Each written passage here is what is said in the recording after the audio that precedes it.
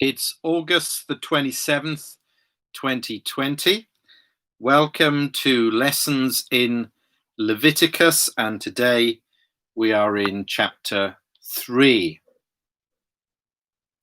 the fellowship offering. If someone's offering is a fellowship offering, and he offers an animal from the herd, whether male or female, he is to present before the Lord an animal without defect. He is to lay his hand on the head of his offering and slaughter it at the entrance to the tent of meeting. Then Aaron's sons, the priests, shall sprinkle the blood against the altar on all sides. From the fellowship offering, he is to bring a sacrifice made to the Lord by fire. All the fat that covers the inner parts or is connected to them, both kidneys with the fat on them near the loins, and the covering of the liver, which he will remove with the kidneys. Then Aaron's sons are to burn it on the altar on top of the burnt offering that is on the burning wood, as an offering made by fire, an aroma pleasing to the Lord. If he offers an animal from the flock as a fellowship offering to the Lord, he is to offer a male or female without defect. If he offers a lamb, he is to present it before the Lord.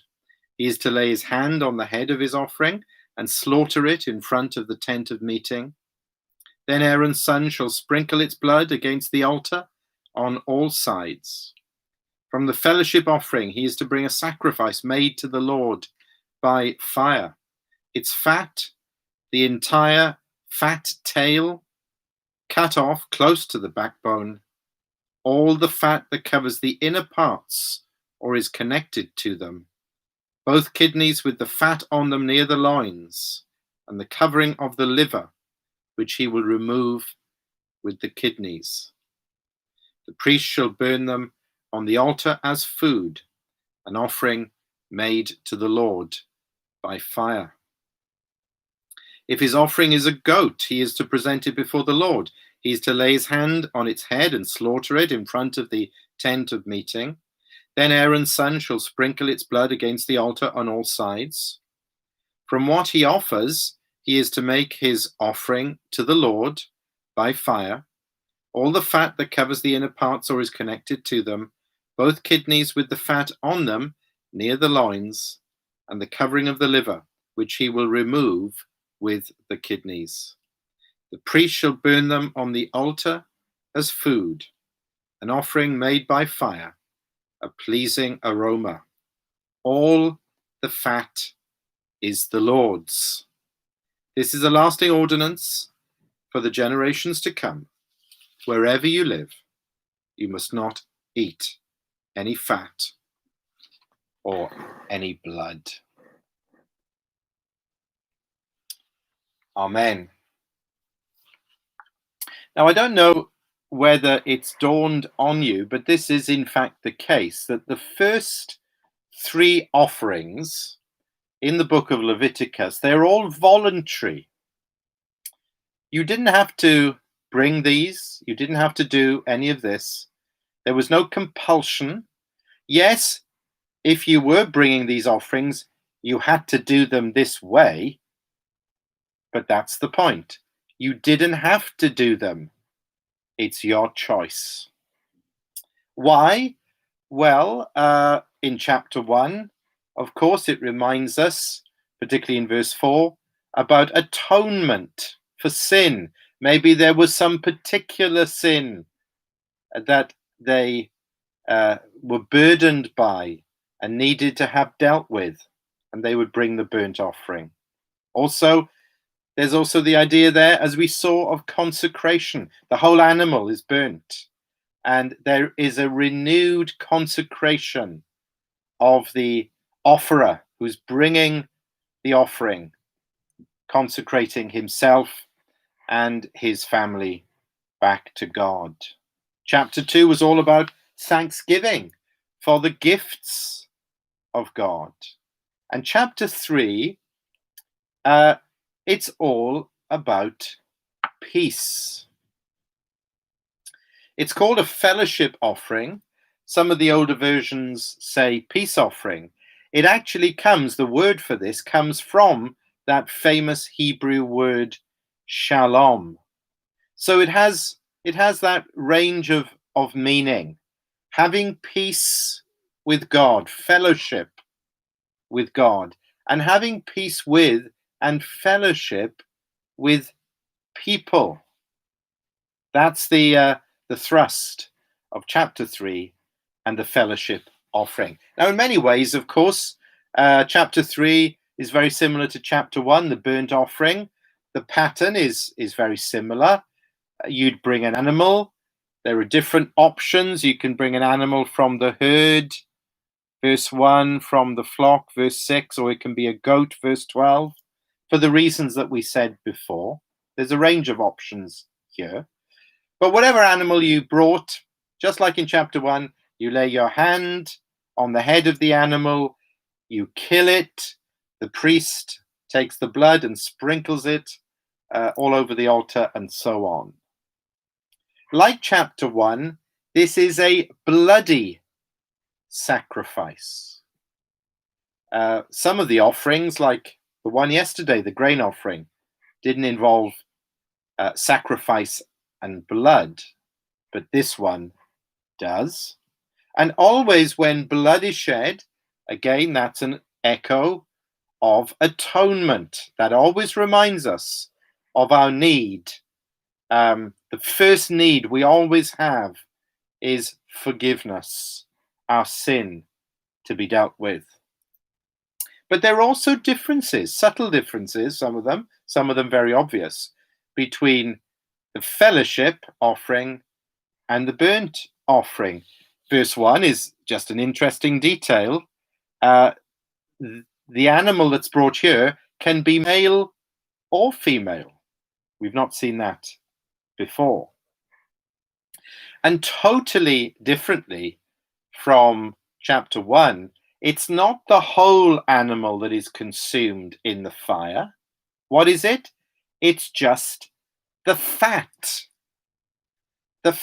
portions, and particularly the internal organs with a lot of fat around them. Now you might think, it says right at the end, verse 17, you must not eat any fat or any blood. You might think, well, that's very wise. That's good common sense. That's good health sense, that is. And there might be something in that, but really that's not the main point here. If you go through the Old Testament, you'll find again and again that the fat of an animal is considered the richest and the best part of the animal, the most excellent. And all of that is given to God. He gets the best, as we've seen before. But what about the rest? And there's a lot of the animal. If it's just the fatty parts, there's a lot of the animal that is left. Why is that? Well, we go on into chapter 7 of Leviticus, and we'll see this when we get there. But in verse 32, again, talking about the fellowship offering, it says, you are to give the right thigh of your fellowship offerings to the priest as a contribution. As we said yesterday, the priests have devoted their lives to this service in the sanctuary. They didn't have animals, they didn't have farms. How were they going to live? How were they going to eat? So a lot of this animal will be kept, and it will be given to the priests for them to eat. But then we need to go to Deuteronomy chapter 12 and verse 7. And in that chapter, we are told of all the different offerings and sacrifices and tithes and gifts that are brought. This is looking forward now to the time when the temple will be in place in the promised land. And it says there, in the presence of the Lord your God, you and your families shall eat and shall rejoice. So the idea would be, this is a fellowship offering. The idea would be that with the animal the parts of the animal that are left, yes, the priests would get some of it, but also if there were many offerings and many sacrifices, it would lead to a meal, it would lead to a party, and the offerer would share the meat with his family and friends, and so on. This is a fellowship offering, a peace offering. It's all about peace with God, feasting on the sacrifice, but also peace with one another as we feast and have a meal together. There are many echoes of this, I think, in the New Testament, and it makes me think of Acts chapter 2, the first day in the life of the church, the first great sermon that's preached.